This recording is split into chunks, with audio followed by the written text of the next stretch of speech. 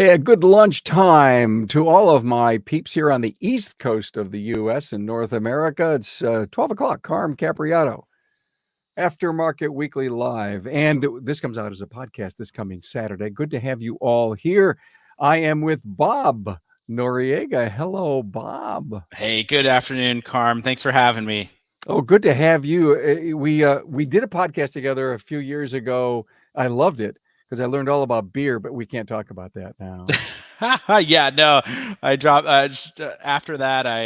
I cut it all out, cut a lot of excessive carbohydrates. I think I lost like 80 something pounds. Yeah, so I'm doing pretty darn good. You lost 80 pounds? 80 pounds, and I don't want to say it was all beer. It's a lot of other lifestyle changes, but yeah, it's I would say I probably about a year ago had like a small little sip, and I went, oh God, how did I do this? This is stuff so thick and decadent. I mean, it was delicious, but it was a great episode. I'm going to look up the number of that and put that out because you did talk about craft beer. You just loved you would buy limited edition craft beers, I think. Oh yeah, okay. Absolutely. I was very passionate. Whatever I do, I seem to have a lot of passion. I know, and that's what we're here to talk about. Glad to have you here. Here, let's put up a picture of the shop that we're going to see the tour at. And great. How many bays is that? The seven bays. In 2018, we expanded from 4. We added on in the back, which we'll see here in just a moment. And can't wait. All right. Yeah. Good. Can't wait. If you're on social media with us, please give us a like. A high five. We're on Facebook, LinkedIn, Twitter, YouTube. And of course, you're going to be able to hear this as a podcast this coming Saturday. We're coming to you live from the Dorman OE Fix studio. And sometimes I just come and hang out here and just edit while I'm down here in the studio. Hey, thank you so much to our great friends at Dorman for being our partner. The aftermarket is filled with companies that make replacement parts, but few invest in design, engineering, manufacturing, programming, and testing like Dorman. They are home to hundreds of mechanical, electrical, and manufacturing engineers spread out all across the globe who ensure every part that is produced meets rigorous industry standards for performance. To do this, Dorman utilizes cutting-edge technology and equipment to test fit, form, and functionality of all their parts. Some of these tests include rapid prototyping 3D models for fitment checks, tolerance testing on both mechanical and electronic components through salt fog and thermal heat and pressure testing. Dorman drives their dedication to their engineering by including their in-house programmers who write and test new software solutions. Solving for a problem is what powers the innovation engine at Dorman. Dorman invests in these OE innovations to help you save time, your customer money, and prevent vehicles from coming back to your shop. Hey, to learn more about Dorman's engineering process, visit dormanproducts.com/tour. Hey, thanks, Dorman. If you're watching on YouTube or you go to our YouTube page at all, please make sure you subscribe.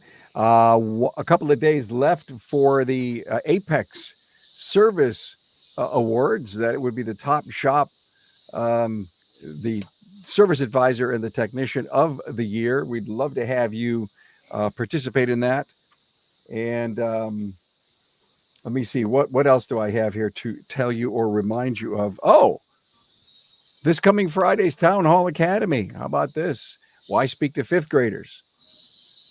And I'll tell you guys, if no one quite gets that title, then you're going to get it when we do this show. And, I'm passionate about education and seeding our industry. And if you're not trying to build your bench and you say, well, okay, I'll take someone that's coming out of college, an automotive college, Bob, but they got to get to automotive college. So how do we do it? As an industry, we need to be speakers. We need to embrace the parents and tell them that this is a STEM class being in the automotive business today. Oh, I'd be a hit at that. I totally would. Oh my gosh, that would speaking to crowds is absolutely phenomenal. So, well, great. Well, then do me a favor. I'm going to give you a challenge to go out and knock on the door. We've done podcasts where I've knocked on a school door and walked in and met the teachers and the kids and concerned about being, in shadowing and interning programs. We have to make noise. We really do. Okay, let's do some talk. What's going on with your place? You got a great career under your belts since working in the garage at mom's house. That's right. That's right. Yeah, it's something I never imagined would ever. If you talk to my 2008 self, I would have never imagined I would be in the position I'm in today, and all for great reasons. It's been an I love exciting that. career. If I Yes. talk to my 2008 self, uh, I just want to congratulate you on change. Someone was speaking to a crowd, was telling the story about a 20th year reunion, and this individual went into the reunion and was speaking to people, and someone came up to them and said, "Oh my God, Bob, you've changed." And that person, the Bob person, looked at them and said, "Thank God." Ah, yes, absolutely, absolutely. I couldn't agree with that more. I mean, gosh, I could only imagine me back in the day. I mean, working till 3 in the morning and just just delivering pizzas, and then going to college on top of this, and just trying to make everything work and ends meet. It was certainly a very different day, and it's much more controlled and methodical now. From pizza man to shop owner, it can be done. I still make a heck of a pizza, and I can tell you exactly how many large pepperonis go on a Pizza Hut large. Oh, I don't know if I'm supposed to say Oh no. that. Well, you mean it's all calculated. It's all down to the repair order, down to the It is, right? Yeah, I mean, it's just like any business, or this business, it's right. I mean, you have your cost of goods sold, you have your labor costs. Yeah, I mean, it's similar, but a different recipe we're making here. All right. Hey, look at you've grown a great business. I probably way back when I was talking to you, you were doing probably 50 grand, and I think you tripled it, didn't you? Even more so, yeah. So we're on track for we're this month. So we'll close it all out tomorrow. We'll be at 240. 240. What do you credit this level of growth to? uh, Particularly from I believe is one of the smallest service facilities in terms of the space. We have 59 parking lots, or parking spaces. It doesn't look like we do with the 7 service bays. A lot of the change has happened over the years by my own belief in that a technician needs 2 bays. We have 4 to 5 constantly. I'd love to try to work in 6. Our parking lot management, we have a porter, phenomenal guy. One of his responsibilities is to move the cars out of the way when they're getting checked in, and help the technicians stay in the bay, because of course that's when they're making money and being productive. So that was, and then it even comes down to the management flow of what happens, and after the repair order is sold, how are the parts done. Now we have a parts guy that literally just does parts, also makes us a ton of money on the back end, by finding and negotiating with our vendors for that same part, and getting it at a cheaper price, which saves us 18% month over month, and on our directly on our parts cost. There's a lot of these little things. Of course, success isn't just one big thing, but it's a ton of small little changes that have accumulated and added up into a good bottom line, with that. Employs 10 people now. I believe we were about half the staff before, and makes a darn good net profit. So, and I'd be more than happy to go into any of those. Yeah, well, I first of all, a couple of things. Parking lot management, I think, is critical when you're doing that kind of volume out of 7 bays, Hmm. and you have a gift, 59 parking spaces. I mean, that's a gift. I Yes, mean, there's some people that would die. They would want to build a double deck or something. yeah, and that's 59 parking. That's my mathed out, like double parked. Like, all right, we can put a Oh, car here, wow. we could put a park car here. Like Okay.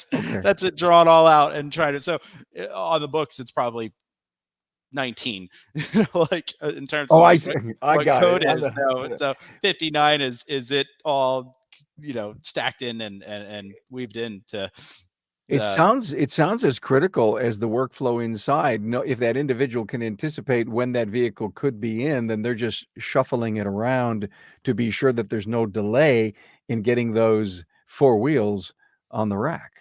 Yeah, absolutely. So when we have our, as far as the porter system, his main job is to make, it's a quality control, quick. It's honestly, it's a bad car wash, but it's not supposed to be a great car wash. It's supposed to be look good from about 5 feet. But his main objective is to, you know, catch the things that our client judges this the most on. Oil change sticker, is the washer fluid, is the tire pressure light off, and to catch those things that the client judges on. And of course we want to make the wheels shiny and give it a quick rinse and vacuum out the floors and wipe the dashboard off. But the main thing is that the client can't, I mean, obviously the car is going to be fixed, that's what they came here for, but that's not necessarily impressive. The impressive things are in those small little details. His second priority is to help the technicians to have good workflow, and he does that by getting those cars shuffled around. That's super important. Get the cars out of the way for the service writers and for the next customer to come in and figure out a spot to put them. And so like I call the position, even though it's technically a porter, I call it the shop backbone, because without him, it's all this load would be distributed across all the team members and would let them do less of the things that help the shop make money. So it's One of my friends, Chris Cotton, came up with a great title for, if you will, a GS person, general services, production apprentice. I like it. I like that. I See, love that, actually. because that really, the word production is the backbone of what you're trying to do. You're moving chess pieces in the business. You're moving vehicles in, you're moving them out, and he is also doing, if you will, the total quality management of the final product that's going out. No grease and everything right. Whatever Mhm. whatever your checkbox is.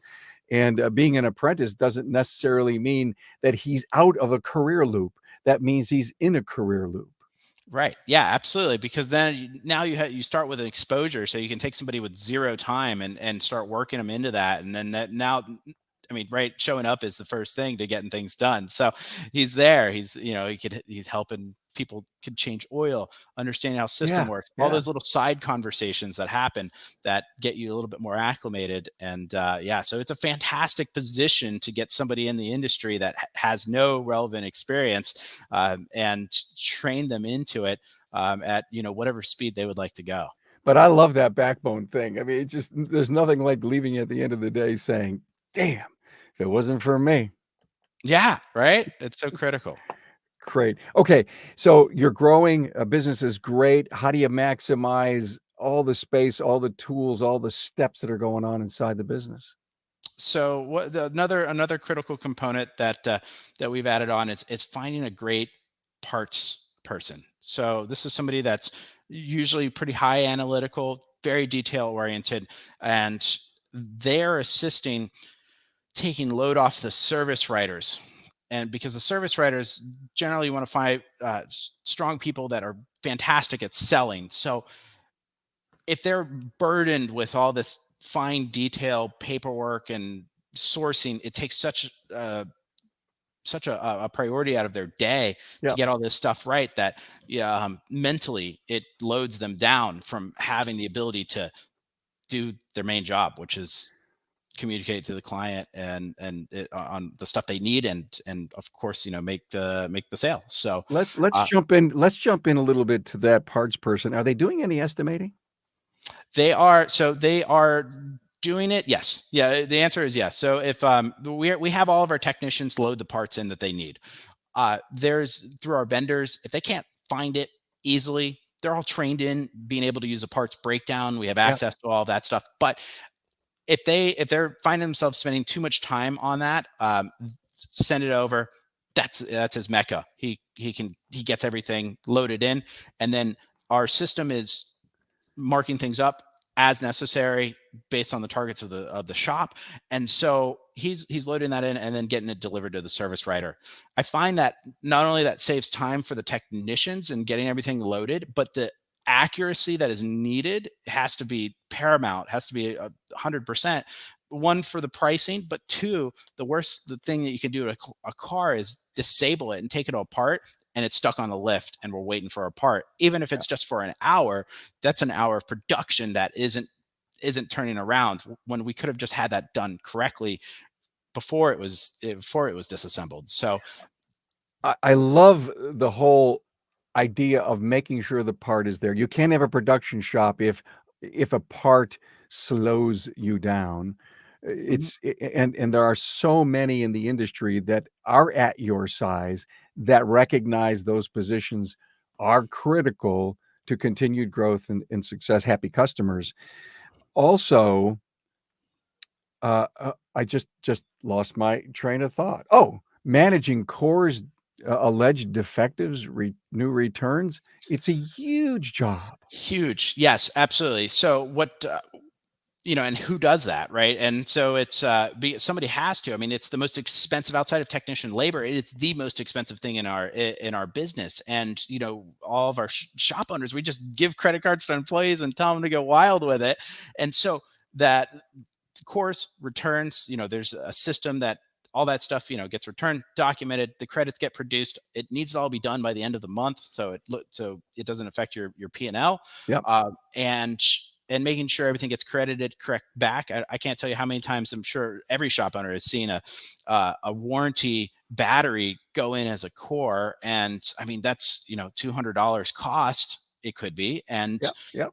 where it should have been free. And it's interesting when you think about money. It's like, it's almost like that $200 actually cost you 400 because you had to make 200 and then you're spending it back. So it took the time to make it, and then you're just giving it all back away. So that stuff doesn't slip through the cracks. And then when the reconciliation happens at the end of the month, it just that's another step to catch anything that's been missed. But it's 99% handled right at the get-go. A critical position, especially if you're looking at your SMS's gross margin on the business, and then you're looking at the P&L's gross margin, and you Hmm. say, "Oh, I got a bit of a problem." And sometimes it's that anticipated credit that's coming back from the vendor that didn't get to you because you're not doing those kinds of audits. I mean, there's other reasons in other areas, but managing your parts bill, that the P&L finds that gap in margin. The SMS won't, because the SMS doesn't know about those Absolutely, anticipated absolutely. credits. Hey, one more thing with you before we go on to the tour of your place. You were telling me that when you get a really high repair order ticket, you're Hmm. asking for a deposit. Yeah, absolutely. So we're in a median income of $39,000-$40,000. So we get it's one of those interesting, awesome gentrification neighborhoods. And so we just get a mix of all walks of life. But with our parking capacity that is not anywhere as great as we'd love it to be, we need to move these cars. So our my manager, when she came in 2020, 2019, she went around the lot and she's like, "What's that car? What's that car? What's that car?" And there was all these cars that were sitting around that I had either worked on and they're paying me off slowly, or we couldn't diagnose, and it was just such a mental like weight. And so she's like, "I'm getting rid of these things. Like, I'm calling a tow truck, like the tow people that tow cars out and impound them." And she's like, "I'm talking to these clients. They don't pick them up. Like, I'm towing these things out of here." She's like, "We're not working on it." Like, "What do you mean you're working on a car without having any money assigned to it?" And I'm like, "Yes, like this is like, this happens." And so slowly but surely, like, we got rid of all of them. Actually, she did that pretty darn quickly. And then she implemented a parts deposit, which could fluctuate. But what we find is that somebody that can put a deposit down on the work has the cash available, or will figure out that immediately, so they have it when it picks up. And so we've implemented like certain strategies, like sometimes clients are trying to still figure it out, or maybe they don't really have an intention to fix it and they like had to get it out of their apartment complex and like, because it's going to get towed out. So it's what we see. It's just what we see. And so she'll reach out once something starts getting stale and saying, hey, just by the way, we're going to start charging you storage $50 a day. And that usually motivates people. If they're, in a situation where maybe they're not going to fix it. Do we really want to collect the storage money? Absolutely not. Like it's, if your intention is, and we keep moving things out, but what it does is it puts a sideways pressure on somebody to make a decision, get things lined up as opposed to putting it off, or get the car on down the road. And we find that every single time we get a parts deposit or a deposit, whatever you want to call it, which we're doing all electronically, it's super simple. They come pick up the car when it's done very quickly. So what are you basically doing? The estimates for $1,800. Are you asking for half? Half, yeah, half or the parts cost. Half or parts cost, somewhere in between there. Yeah. It's just good. It's almost like a good faith thing. But if you do that in your business, you will find that you will not have cash flow problems. It eliminates it almost entirely, because you're not bankrolling all these repairs that are in progress. I know. Well, those were back in your Hungry Bob days. Mm-hmm. Yeah. A little less wise. I'm wiser now. Yes. Wiser now. You got off the sugars and you weren't thinking right. That's what happened. That's what happened. Hey, this is a great little discussion on your business. Let's move on. Some new listens this week. Let's go to the new listens, everyone. Today, Lauren Fix, a ton of people know Lauren Fix. The Car Coach Reports with Lauren Fix, very opinionated on things. Lauren's from my hometown. We had an episode with her. Matt Foslow did a great episode with Pedro de la Torre. Hunt was with our techs, employees, or contractors. That was a very interesting episode. And Kim and Brian, networking skills to get the most from in-person events. It was all good stuff. Now let's go to the virtual shop tour with spicy. Let's get this going. Yeah, with Bob. All right, Bob, you ready, man? Let's do this. All right, here it is. All right, see that where that truck is? That's a parking spot. I see that, and that too. That other one. All right. You are tight. This is super stacked, and this is every single day. We're 220 to 280 cars a month we're getting out of this lot here, and there's no way I could buy the land to the next to me here. So we're walking through the parking lot. Ideally, and we just shot this as it was. Ideally, we want those cars that are ready to go up front, backed in. It's good nonverbal communication that the advisor knows this thing's ready to go, nice and washed. Here's all of our active production stuff. This is why we can't let stuff sit. So double stacked on the right, got a line in the back, all lined up on that. This is Brandon over here in his wash bay. So he's doing his QCs in here, all the simple stuff, but all the stuff that's visible to clients. Definitely double checking the grease, the oil change stickers, the TPMS sensors. This is something we added on in 2018, which was we're very storage challenged. So I bought one of these sheds. If you really know me, I'm kind of scrappy. So I saw this on the side of the road and I'm like, oh, that'd be a perfect storage shed. We could just like cut a hole in the wall. And Scrappy's good. Scrappy's, yeah. Hey, it definitely, right? Why not? And it'll last forever. I can relate. These are the new bays, the 3 new bays that we added on 18. We're in Florida. We don't have like inclement weather other than the occasional, daily shower at the end of the day. So those don't have garage doors in them, but they're super nice and thick insulated ceilings. So it actually is cooler on that side than it is over on this side. Which I'm sorry, on the other side, we have 3 techs. We have, 2 techs, 3 techs over here. For whatever, the shop used to be an old Volkswagen Beetle bus shop. So they always had the engines pointing outside. For whatever reason, we just kept them like that because I think that the arms on the lifts are positioned that way. This is a parts return rack. So all of your cores, anything returned just gets there and then gets processed by our parts guy, which is we're going to see a little bit later. And so there's a bin for every major vendor. some batteries over on this side. A little bit of mess. We just finished up a team meeting. Angel's eating a second lunch. Um, and super cool guy. And so this is what I call this the war room. Everything happens inside here. I want everything to be in one place. Starbucks style, everyone faces the front. There's 2 advisors up front, the parts guy's right behind him, and then manager behind him. Right now, so here I'm looking at these keys.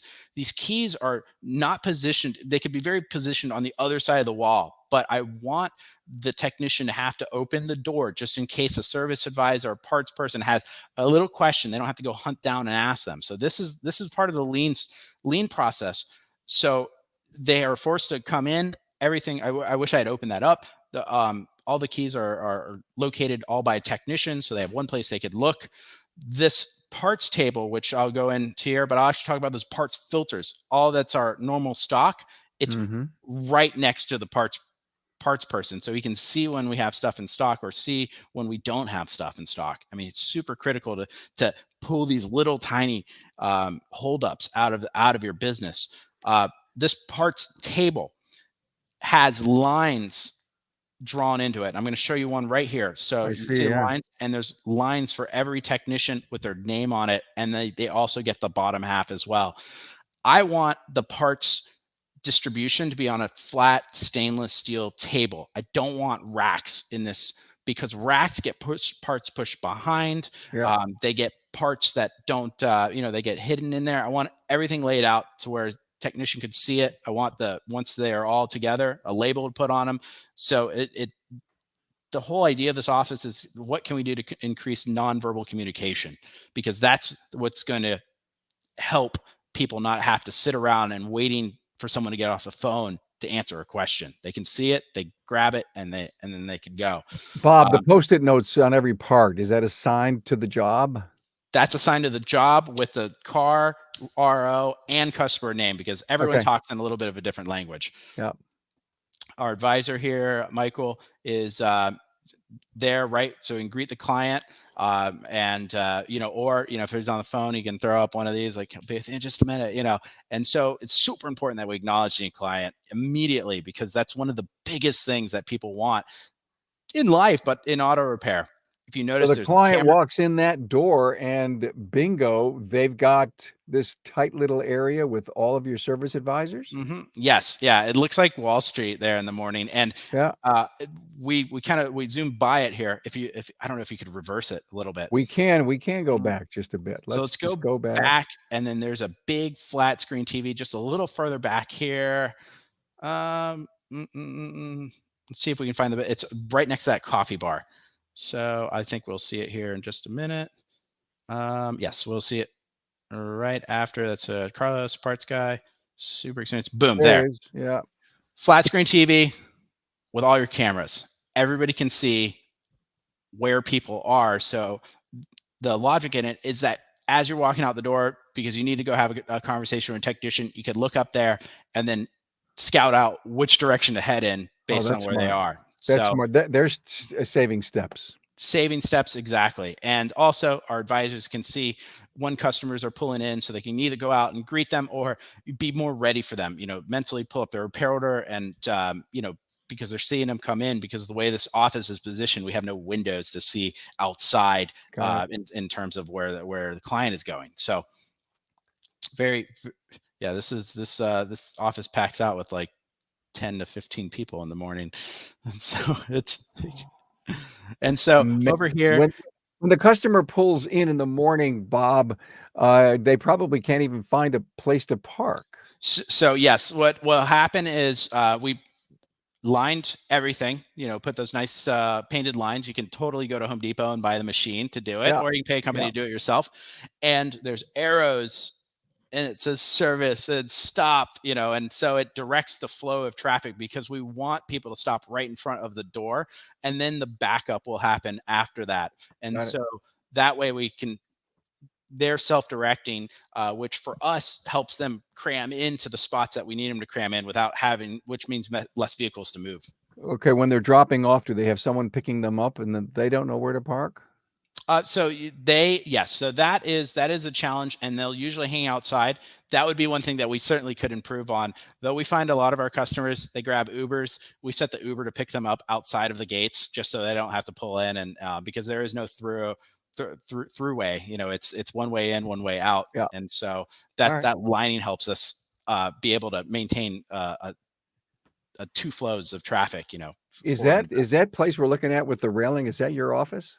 So this happened through COVID. Of course, we kicked everybody out of the office. That office that we were in actually used to be the customer waiting room and office. But as we started growing, I had to put more and more desks. COVID hits, and then this thing shows up. Ah. And so this is the customer waiting area. I do actually, that's where I'm at right now.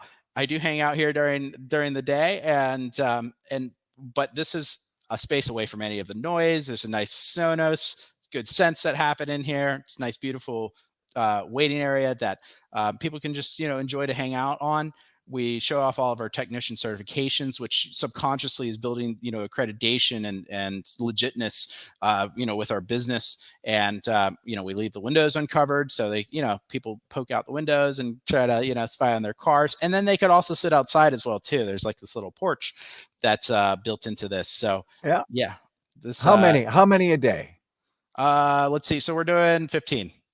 15 people will wait in there? Wait in there. No, no, no, no. Oftentimes they'll just drop off because we're centrally located Okay. now to the downtown. So most people are dropping off in the morning, picking up in the afternoon. And that's what everyone says. So is this an investment that you have that is taking up a couple of parking spots?